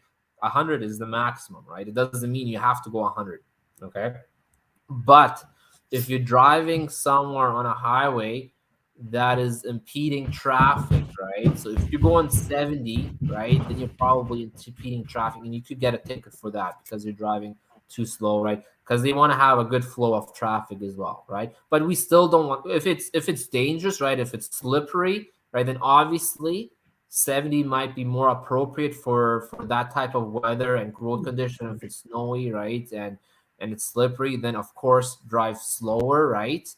But if it's like sunny, dry, right, and roads, there's no potholes, it's a nice fresh pavement, right? And you're going, 60 or whatever, right?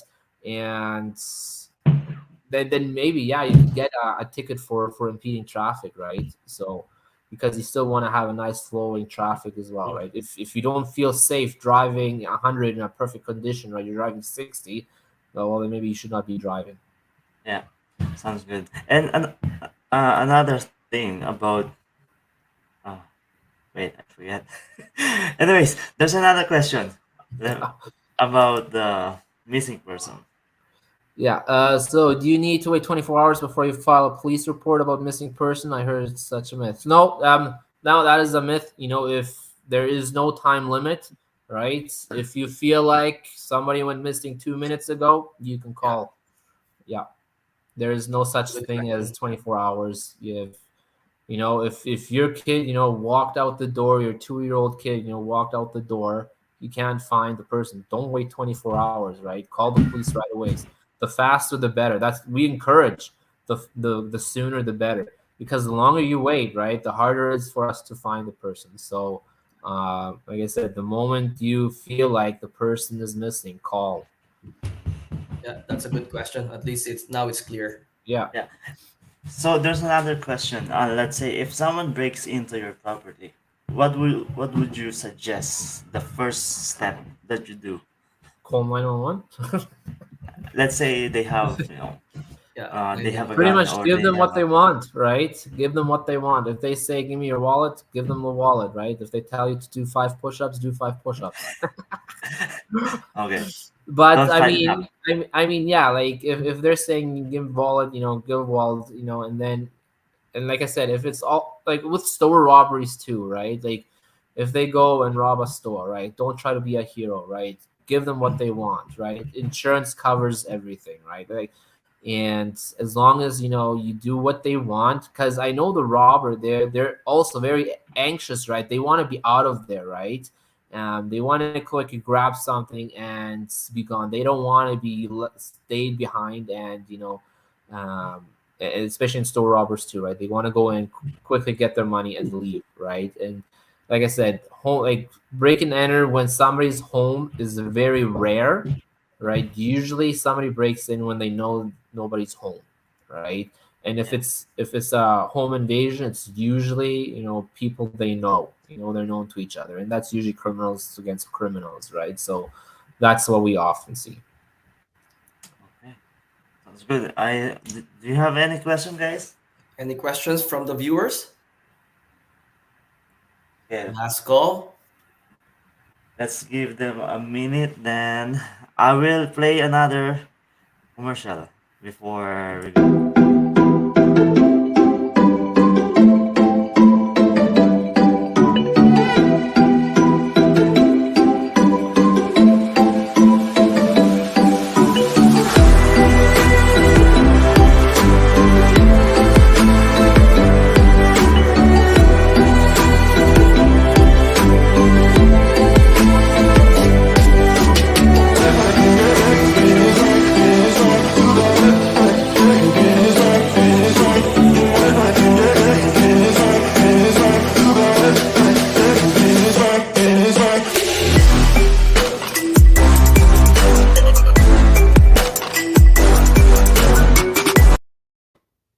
All right, guys. So I think that's it. Yes.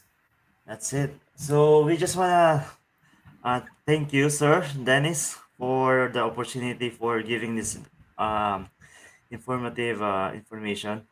Because everyone, like personally, I've been here in Canada for 17 years. I didn't know some of the answers, and I went to RCMP information session before, and I never got any information about this. Actually, you mentioned that it's the recruiting in Dominion, right? That's in Dominion Street in Winnipeg. Yes, yeah. Yeah, right. So for the people who wants to join RCMP, you can go to Winnipeg and go Yeah, to if they information have session. questions, they can definitely, like, if Winnipeg is too far for them to drive, right? They can drop by, ask for me. I'll try, to spend some time answer any more questions. They can come to the attachment. I might have some pamphlets, and get them a hold of a recruiter to go more into details, right? I can give that information too as well. So you have my email, right? So if anybody has questions, they can also email me after, and that would be fine too. It Yeah, by sounds the way, good. Greg, are we sharing also that slide that Dennis just presented? Are we No, sharing? it says. Oh, okay. Yeah, it says. So we just want to thank you on behalf of the Filipino community. We just want to thank you, and of course for Sir Harold, and hopefully we're gonna have a next session for next year, right? Yeah, for And sure. yes, then for this year we're having multiple events in person, which is I already mentioned to Sir Harold about our bike, the bike run. So I believe Christian is the organizer for this one. So I have no idea where to where's the route, right? Yeah, So we'll just be following the bike route actually. because I believe we have to get a permit if we use the Highway 12, right? Yeah, you would have to Yeah. use it, but I don't think you have to have a permit if you cross it though. Oh, So okay. if you're Highway 12, so if you're crossing Brand Street, so what is Reimer, right? So if you're crossing Brand, so which is technically Highway 12 as well, you wouldn't need Yeah. you don't need a permit as long as you just cross, right? Okay, not So that, going yeah, that's fine north. too. Okay, Yeah. sounds good. Yeah. Do you have anything to say, Christian? Well, I'm good. How about you, Officer Dennis? No, I just want to say thank you for having me. It was an honor being here and sharing you guys. If, like I said, if you have any questions, feel free to reach out. I'm the community consul, so those types of questions, you can definitely ask for me. Even calling the 326-1234. That's the dispatch line. You can call our office. That would be a different number though. That's their admin line, so that's more like paperwork stuff, right? So I think you can just Google that real quick. It would be 326-4452, but that would be Monday to Friday, normal Yes, sir. hours. And the dispatch hours 326-1234. That's 24/7, so you can call that anytime. All right, sounds good. Thank you so much, and happy birthday to your kid. Yeah. Thank you for having me. All right. Okay, take Thank care. you very much, Thank you, Dennis. thank you, thank you. Thank See you. you. All right. Right. So the next, Dumugo. oh, Dumugo ilong ko. is it raffle time? Yeah. So, wait lang. Relax ko lang yung katama. Nilalamig ako eh. Nauubos dugo ko, wait lang. Tsaka yung medyo mga Yeah, yung sana boses na natin. maraming information yung nakuha yung mga kababayan natin dito. Yeah, I think that was a good info session. Like, there's lots of information that he provided there. Yeah. Good. So, if our viewers have any other questions, No speed ka daw, sabi ni Mergy. Ano nga eh. Nilalamig na ako, may allergic, tas no split pa. Triple kill na ako. Anyways, yun nga, pag may questions kayo about Star Simpin, just let us know so we can, or I can provide the email address. Yeah. And, Or maybe, Greg, pwede rin siguro natin, subukan mong kausapin si Dennis. Baka pwede niyang i-share yung slide niya. Anyway, it's just information na present niya rin. So at least I can ask for we can that. share it sa group. So at least may reference din tayo. I can ask para doon. And wag nating kalimutan yung raffle draw. Ayun nga pala. Diba? Medyo nawala tayo sa excitement eh. Medyo naging serious, diba? Pwede po ba ipahuli asawa ko? Sabi ni June. Yari ka. Yari ka. Okay, let's go. Wait. Warm up. Ay. Buhay. That was good, no? That was good. I like it. Paano ba yung raffle natin, Greg? Paano mo i-draw yun? Meron ka bang... Actually, meron tayo ditong spinning wheel. Hindi ako familiar dyan eh. Ayun na. Si Bea at saka si Jun medyo nagsasagutan na sa chatroom dito. Wait lang. Screen. Okay. Parang nakita ko si Bea kanina sa receiving. Nakita ko nga daw niya eh. Nakita ko nga daw niya kanina. Okay guys, so kung makita mo, yan. Sa mga gustong sumali o sumabol, pwede pa kayong humabol. So, i-play ko ulit yung actually, before ko i-play yung sponsors, I have to let you know or i-promote natin tong bike ride Oo nga natin. pala. Right. Sabihin mo nga, kuya. Sa mga nanonood pala, so yung fun ride natin, kasi may mga nagtatanong parang anong klaseng bike daw yung gagamitin, road bike ba raw or mountain bike. So yung announcement namin, basically ito is more on like a family activity siya.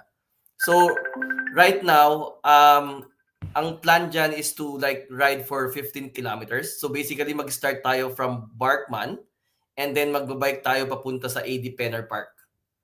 So ang gagamitin lang natin dito is yung normal na mga bike route na makikita nyo sa mga gilid ng kalsada. So basically yun lang yung gagamitin natin. Hindi siya ganun kalayo. So family friendly siya. So at the same time, kung meron kayong mga trailer, alam niyo yung mga trailer na yung mga pambata, yung mga meron din yung shotgun, yung parang angkasan sa harap or whatever na mga bike seat, like ano yun, parang pwede yun gamitin. So basically ngayon, ito is yung parang ang goal natin dito, first syempre nagpa-fundraising tayo for our community or for our organization para at least makagawa tayo ng maraming activities pa para sa mga Pinoy. And at the same time, ito na rin siguro, I think this is the very first na magsasama-sama yung mga tao in person. So, this is really a good activity for everyone. Lalo ngayon na maraming mga bago sa Steinbach. I think this is a good opportunity for you to meet somebody else also dito sa ating community. So, yun. May link tayo doon. So, pwede kayo magpa-register in advance. So, at least alam namin kung na maraming interested. And at the same time, kung meron mga late na gusto magpa-register, pwede rin din na magpa-register kayo on the day itself. So yun, fun ride, that is on May 29. So mag-start ang registration. We will be there like earlier, like I think by 6:30 andun na kami. So magre-registration tayo from 6:30 let's say hanggang 7:15. So 7:30 start na tayo ng ride natin. So meron tayong konting snacks sa huli. And then, syempre, meron tayong certificate for all the attendees. Saka yun, meron tayong parang mingle-mingle sa mga kababayan natin. So, $15 per head, pero 13 years old below are libre. Yeah, They're exactly. free, right? And of course, magsisimula tayo sa Barkman Park dito sa Woodhaven. Then we go to AD Penny Park sa finish line, right? Yeah. Sa AD Penny Park, merong snacks and doon tayo magmimingel. Bali, ika-clarify lang namin, hindi siya race. Ano lang siya, parang group ride lang siya. Parang ano lang, parang chill ride, kumbaga. Just for fun. Kasi, there's a misinformation na yung ibang tao akala pang professional, alam mo yun. Pero you can bring any bikes. Kahit tri-bike, pwedeng tri-bike. Kung meron tricycle dito, pwede nyo ring... Electric, pwede electric. Pwedeng electric, lahat ng klaseng bike. Kasi most people right now are using electric eh. So, gano'ng kalayo kaya ng electric? Yun ang hindi ko alam. Pero anyway, so yun sa fun ride natin. Sana maraming mag-register. Maganda to, at least magkikita-kita tayo ulit. Yes. I think second na to kasi yung first natin yung concert ni Martha Troy. Yeah. That was also a success, but yeah, this one is for summer, like outdoor activity naman tayo. And of course, yung bronze sponsors natin, tsaka may event sponsor tayo na nag-sponsor para dito. Thank you so much. And of course, may sasabihin ko dito, yung 50-50, of course, yung 50-50 ay optional only. This is not mandatory. It's not required, pero mag-open tayo ng 50-50 sa mga interested. Yeah, just in case na mga gustong mag 50-50, just bring some cash and we'll do 50-50, and of course mag-enjoy tayo. Hanap tayo ng kumakanta. Alam ko yung drummer natin kumakanta. Dati. And and there's another event actually. There's another event, guys. So Summer in the City is coming, right? Summer in the City, June 17, 17, 18, 19. 18, 19. So speaking of Summer in the City, we need your support. We need your help. Please, help us to achieve this Summer in the City. So humihingi po kami ng tulong sa mga taong puwedeng tumulong sa'min na magtuhog ng meat and Barbecue. of course during the Summer in the City para yung mag-serve ng barbecue sa community. So, ano tawag doon, yung cashier, yung taga-grill, yung ano pa ba, taga-serve, and we are planning to have an amazing event this year. So this Summer in the City and this fundraising is gonna help us to achieve more programs and activities, and of course Yep. Christmas party.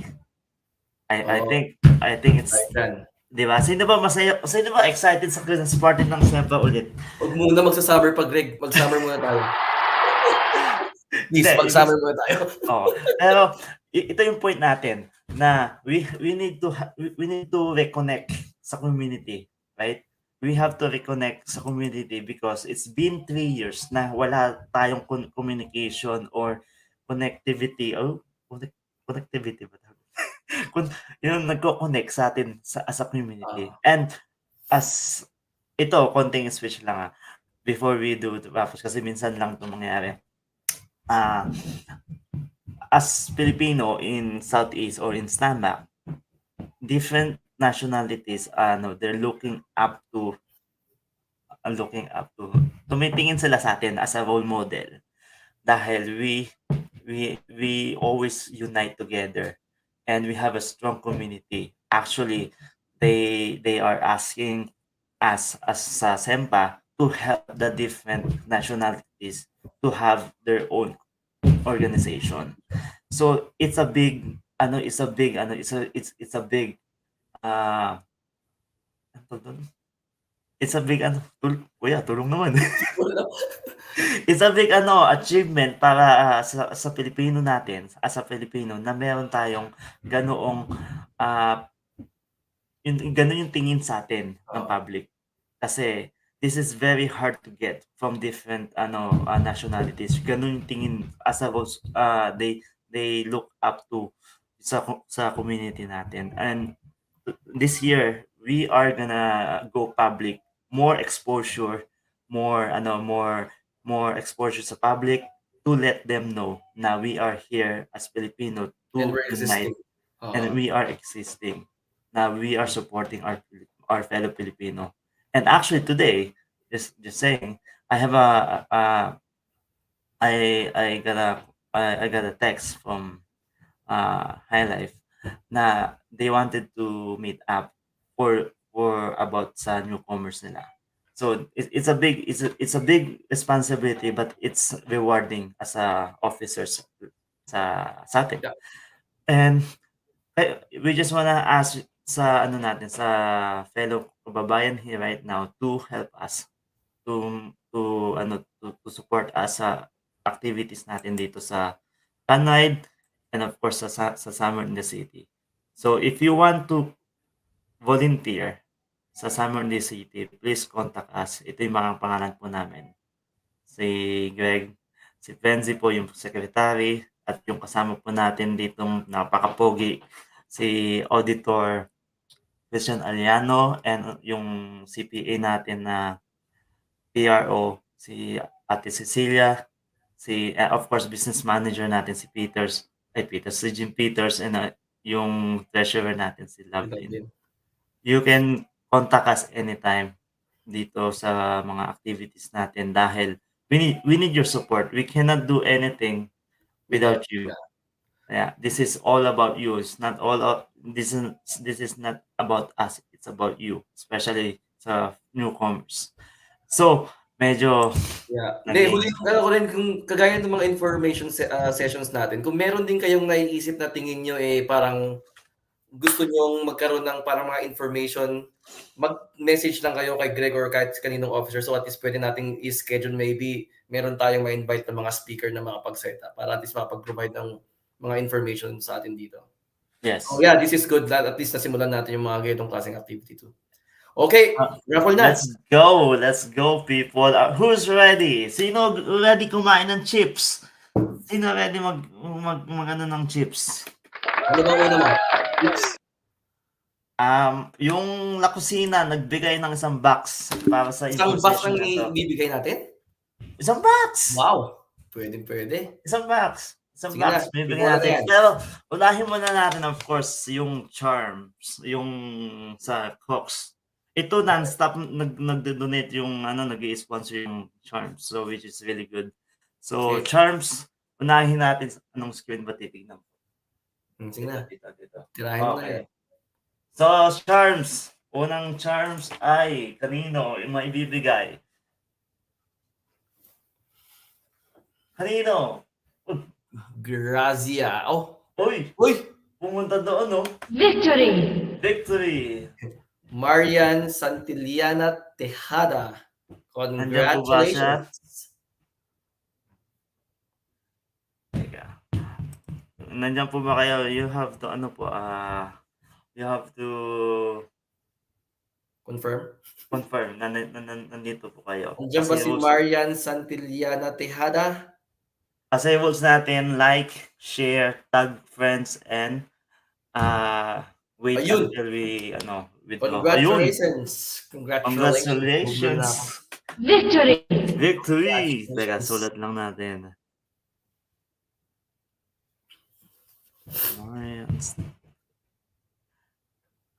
May message ko po kayo about sa email address nyo. Doon ko po isa-send.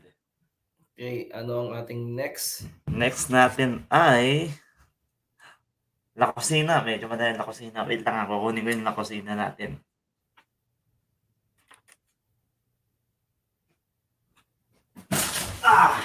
Mamalaki-laki yan ito.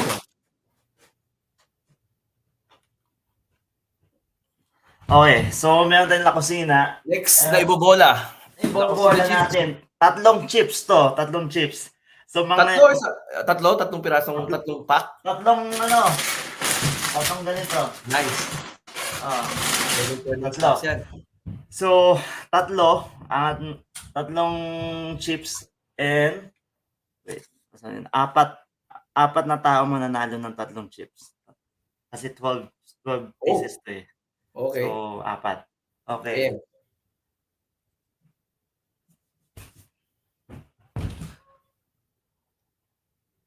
Uy! Ayun no. Ay, talaga meant to be kay ate, no? Kasi kanina, di ba siya dapat? Si Grazia Garcia. Ate Grace. Aba. Siguro, bola mo na yung susunod. Wala pa siya eh. Tingnan natin. We have to, Ate Grace, nasaan ka? Baka nag-dinner na. Oo, baka. Ate. Ayun. Kala ko wala eh. Kakainin na natin eh. Pumasok pa yan kanina eh sa trabaho eh. Okay. Sa receiving ko siya? Next, day-shift yung kanina. And charms ulit. Congratulations pala sa mga taga-receiving. Thank you. Thank you, boss. Okay, charms tayo charms.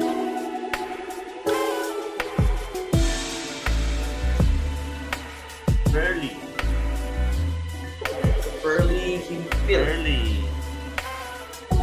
Nandiyan po ba kayo, ate? Miss Pearly Himpil. Nandito pa po ba kayo, Ate Pearly? Ate Pearly? Dapat ba nandito pag para ibigay? Oo, kasi yun yung fair, di ba? Kasi yung iba naghihintay. So, Ate Pearly, are you here? Are you not? Are you here? Wala ata.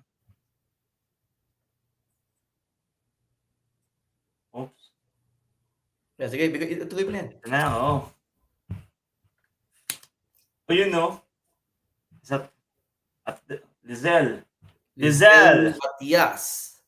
Anong kanyang napanalunan?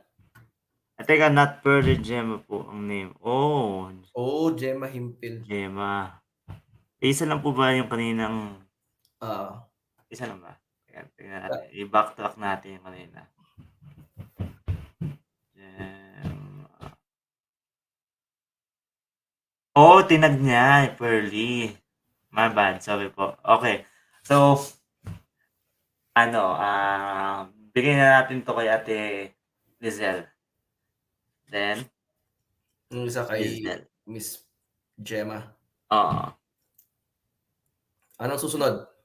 Hindi, actually, gawin na natin tatlo yung yung charms. So, Ate Gemma Himpil, di ba?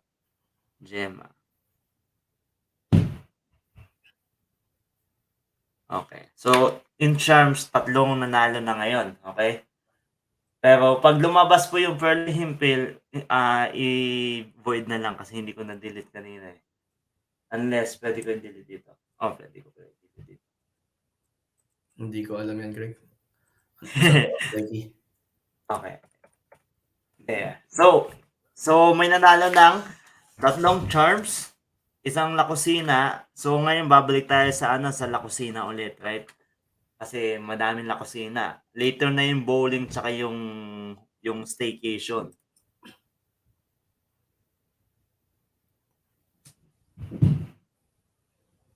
Oy! Ito, lagi na nanalo si Ate Christy. Christian Bolisay. Oo, lagi na nanalo yan. Bah.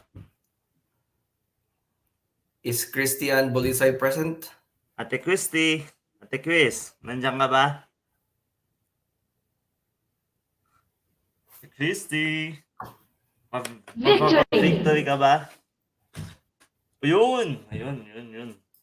Muntik na. Congratulations sa mga nananalo ngayon. And sige, bigay na kaya natin kuya yung bowling. Bigay na ba natin? Sige. Bigay na natin. Ate Chris, sabi ni AZ hi daw. Iwan ako. So, bowling. Bowling, ang Steinbach Bowling Alley ay nagbibigay ng isang oras na play. So, kung sino po mananalo, punta lang po kayo doon. So, wala akong certificate na ibibigay. You just have to go there and sabihin nyo lang po na nanalo kayo ng gift card from Sempa. Pero i-confirm pa po nila sa akin or sasabihin ko din sa kanila kung sino nanalo. So, Steinbach Bowling Alley. Sino kaya? Steinbach Bowling Alley. Oy! Ayun o. Victory! Tebea o. Tebe. Nandiyan ka ba, Tebe? Paano makakapag-bowling si Bea kung ipapakulong ng asawa? Oo nga eh. Ate Bea, paano ba yun? Kung papakulong si Kuya Jun. Ayun! Papakulong mo pa ba si Kuya Jun? Okay. Wag mo na after. Loko yan. Okay, so meron pa tayong dalawang La Cocina. So, La Okay. Cocina muna tayo. Di ba madami ko pang La Cocina? Ubus na, Kuya. Hindi ko maalala. Meron pa yata. Kasi ilang box yun, di ba? Isang box, dalawa. Oo. I-check ko. Teka. I'll be right back. Ang La Cocina po talaga napaka-supportive sa Sempa. Kung gusto niyo punta ng La Cocina, pwede kayo punta sa Superstore, sa Sobeys, and I believe they have it sa Walmart. So, meron silang iba-ibang lasa. Ito yung original eh. Ito yung original nila. Meron din silang ranch tsaka fiesta. And dahil nag-sponsor po sila today and doon sa fan ride, sa mga pupunta po sa fan ride tsaka mag-join, sa fun ride, may mga giveaways din po kami doon na ibibigay. Meron pa, Greg. Ay, ayun, no? Meron pa 3, sakto. Sakto. Ang dami pa. Meron pa So, special. Ipapamigay din natin 'tong special flavor. special, ikaw. Oh, Yung special flavor, no tag pa yan, no branding tag pa pa to. yan. Mga ano lang yan, mga I think it's pogi. cinnamon. Pogi Cinnamon lang yan flavor siya. nakakakuha niyan. Aba, tingnan mo si Kuya, may nakatagong wala ng brand. Cinnamon ano siya, cinnamon flavor, masarap.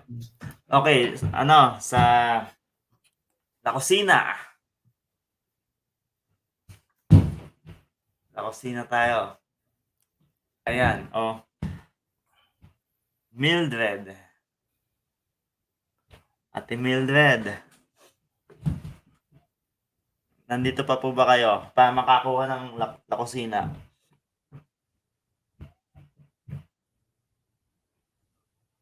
Nandito pa po ba kayo para makakuha ng La Cocina? Paki-comment na lang po ng present sa comment paano to? Ang ginagawa mo, Greg. Ay, sorry. Sorry, Ang pinapanood mo, ha? maling screen. Ayan na si Mildred. Nag-message siya.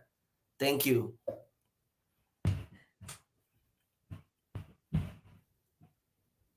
Ano pa Comment meron? na. Nandito na ako. Wait. Oo nga. May na-miss ako eh.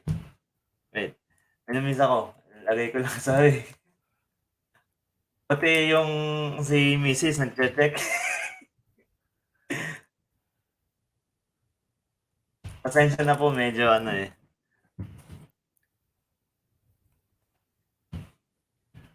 So, may nanagdag.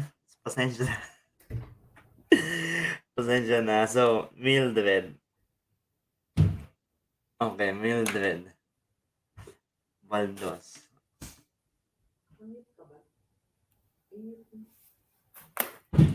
So, meron pa tayong hotel, tsaka isa pang La Cocina. La Cocina ulit tayo.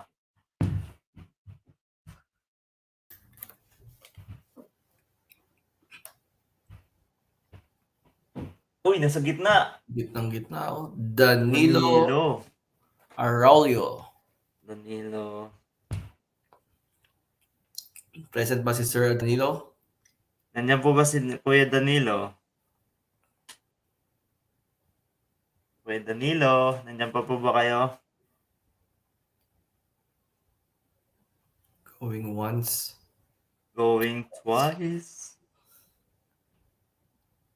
Peekaboo. Uy! Muntik na. Nagtikabo nga. Taga-Steinbach po ba mga nananalo? Tapos hindi pala sa taga-Steinbach, no? Meron yatang isa taga Dauphin. Oh? Hindi ako na. Sa mga, pakisabi po kung taga-Steinbach po kayo, baka hindi po kayo taga-Steinbach eh. Baka nasa Philippines po kayo eh. So, medyo magkakaproblema po tayo sa nyo. Sa price nyo. So, ito, hotel na. Ay, Ito na ba yung last? Ito na ba yung last? Ito na ho yung last. Staycation, Okay. gift card. So basically ano yan? $50? Yes, $50. And Okay. you can name it. Yeah. Dito ho yan sa Steinbach. Dito lang ho yan sa Steinbach. Staycation. And sa nag-sponsor po nito, thank you so much.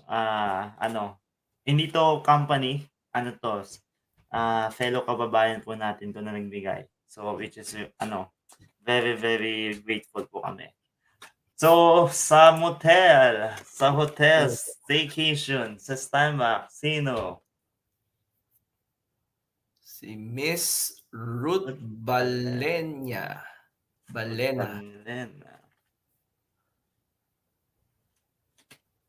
Congratulations po sa mga nanalo, and sa mga may tanong po kayo sa RCMP, just